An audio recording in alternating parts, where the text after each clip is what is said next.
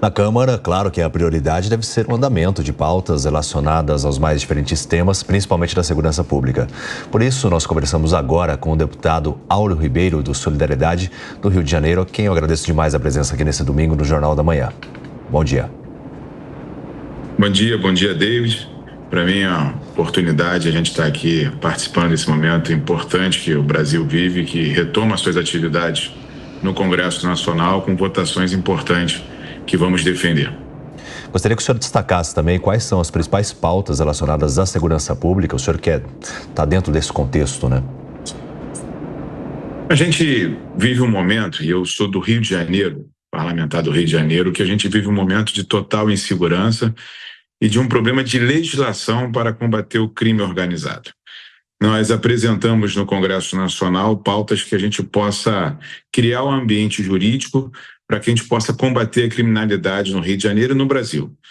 Existia uma preocupação que parecia que só existia no Rio de Janeiro milícia. Hoje a milícia está espalhada por todo o país. Por isso a gente pautou ali, apresentou um projeto e estamos pedindo urgência para votar já em plenário, nessa retomada do Congresso Nacional, um projeto para combater as milícias no Rio de Janeiro, que aumentou os seus territórios em 400%. Áreas dominadas pela milícia no estado do Rio de Janeiro. Também apresentamos projetos para que a gente possa...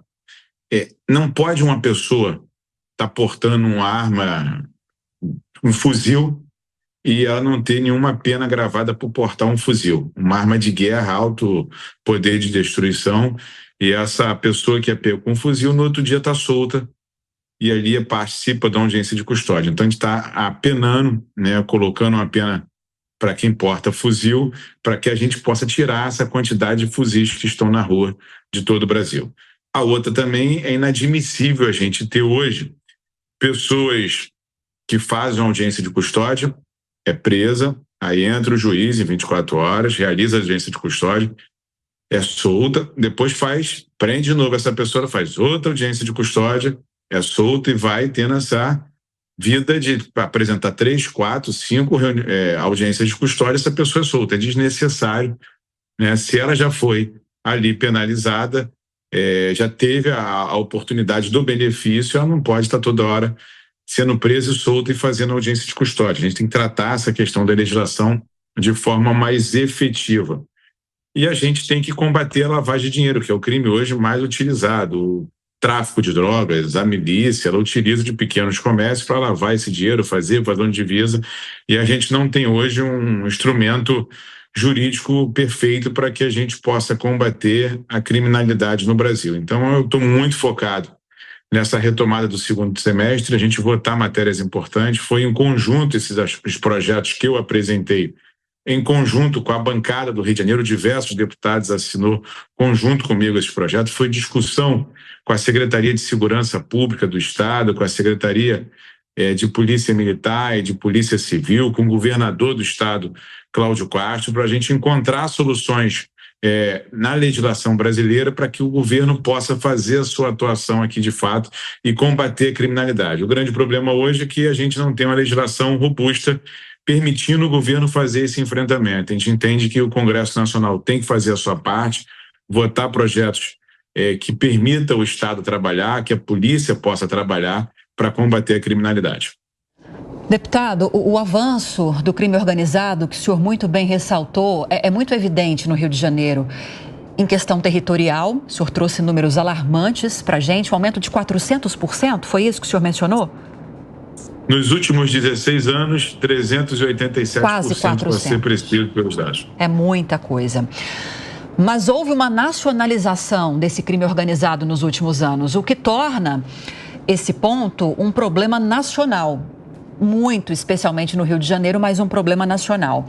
E falando em legislação, em endurecer ou melhorar a legislação para combater essa que hoje talvez seja uma vulnerabilidade muito maior do que as outras em termos de segurança pública, o avanço do crime organizado, o governo federal, especialmente o ministro de Segurança Pública e Justiça, Ricardo Lewandowski, defende que haja uma mudança na legislação para dar mais poder para o governo federal na contenção ou nas políticas para se conter o avanço da criminalidade, entre esses crimes, o crime organizado.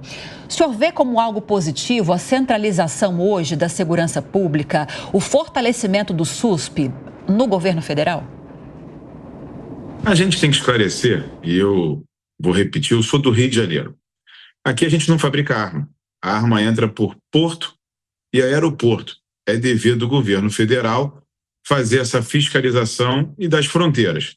A gente também não fabrica drogas. E a droga entra pelo porto e pelo aeroporto. Então, o governo federal não precisa mais de poder, precisa fazer a sua atuação clara e objetiva. A gente precisa ter legislação para que os governos estaduais possam trabalhar efetivamente com as suas polícias, tanto a judiciária, a polícia ali operacional, que é a polícia militar, para combater o crime organizado. O grande problema é que a gente não tem uma integração, não tem um investimento do governo federal na questão de segurança com as guardas municipais, treinamento, equipamentos, viaturas, armas não letais, para que a gente possa avançar nessa caminhada e sincronizar um projeto único, né, de entendimento com as corregedorias de polícia, com a Polícia Federal.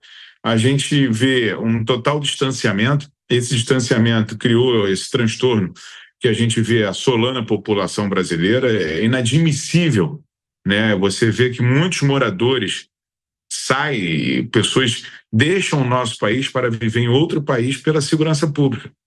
E a gente está assistindo cenas como essa e permitindo que esse avanço continue, porque a gente não melhora a legislação brasileira. Nos últimos 16 anos, a gente teve essa questão da milícia sendo colocada ali e ninguém conseguiu combater até agora. Cabe uma legislação para que a gente possa combater milícia. Aí faz o Congresso Nacional a ter que se dedicar a esse tema específico, votar matérias para ser aplicado. E faz o governo federal apresentar soluções claras e efetivas. Não essa política que estou preparando, vou fazer, e a população está sofrendo, a gente está ceifando a vida dos nossos jovens, a gente está deixando de receber novos investimentos por causa da segurança pública. Efetivamente, a gente está enxugando o gelo e quem está pagando a conta é o brasileiro.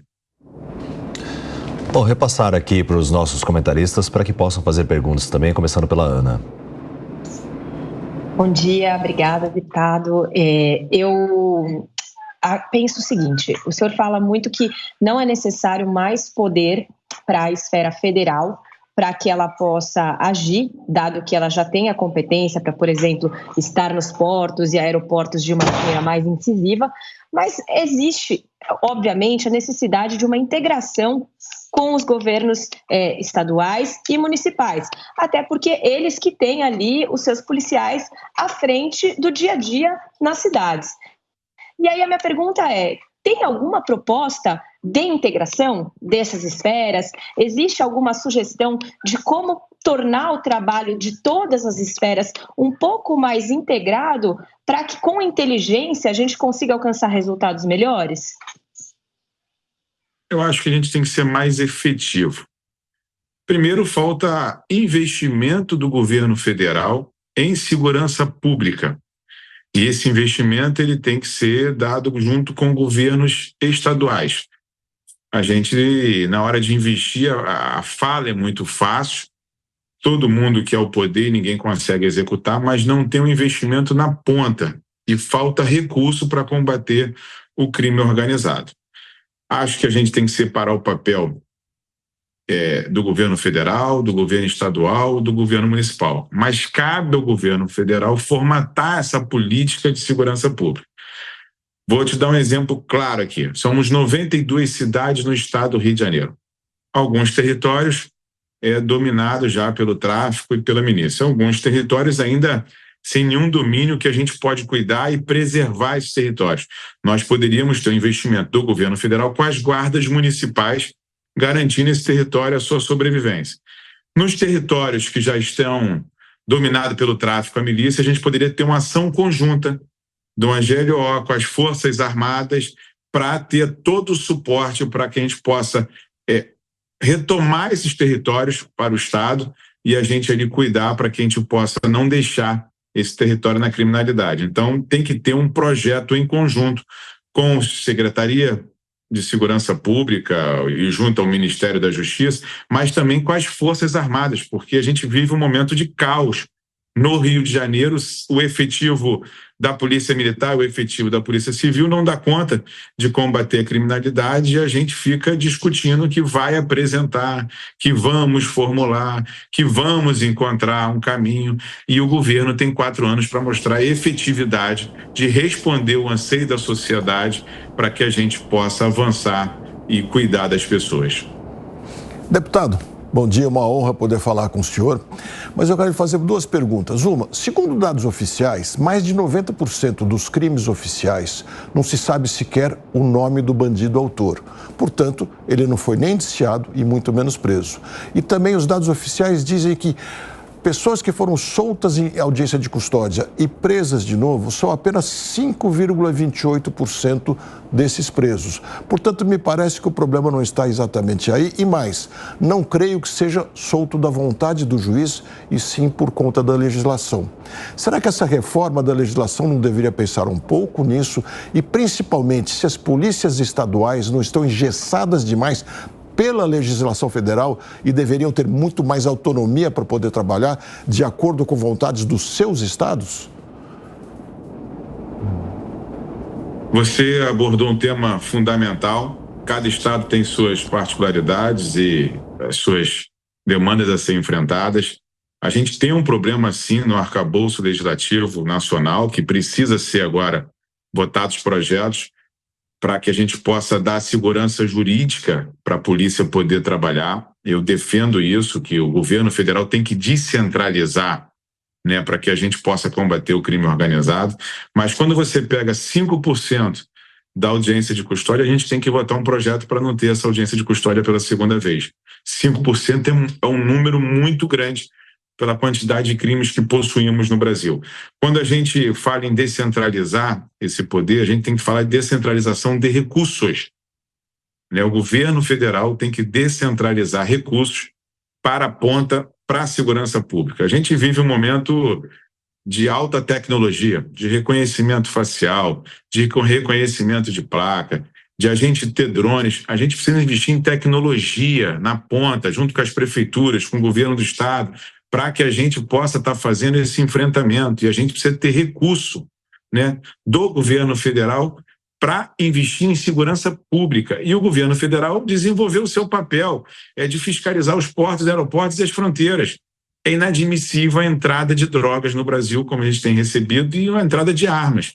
A gente tem que ter a nossa inteligência funcionando para que a gente possa combater o crime organizado. E o crime não é mais como antigamente. Existe o crime de lavagem de dinheiro e evasão de divisa. Nós precisamos enfrentar esse problema com inteligência. Nós conversamos com o deputado Áureo Ribeiro, do Solidariedade do Rio de Janeiro, que eu agradeço demais a participação aqui no Jornal da Manhã deste domingo. Obrigado.